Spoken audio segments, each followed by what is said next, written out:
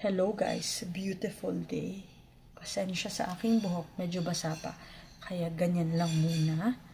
And now, I'll be using this soft and light texture glow blush multi-stick for lips and cheeks. Medyo nabubulol-bulol ako lately. Ano ba yan?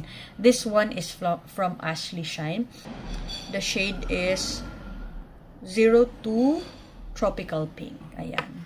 Meron pang mas light na shade nito, pero hindi ko na kinuha kasi hindi ako gaanong maputi. So, if light masyado na pink, baka hindi bagay sa akin. So, I went on the darker shade of pink. Ayan.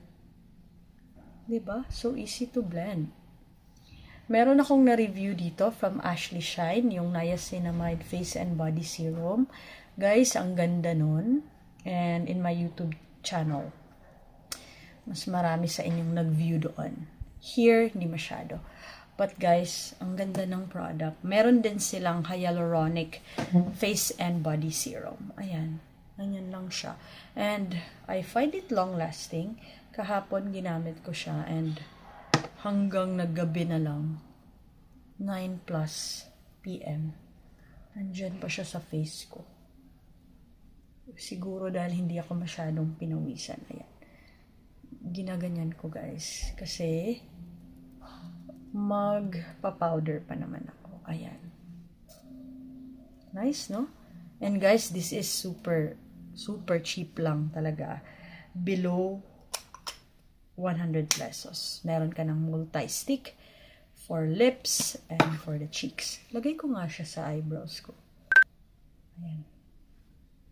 Huwag matakot maglagay guys. Blend lang. Kung masobrahan, ilagay sa cheeks. Ayan.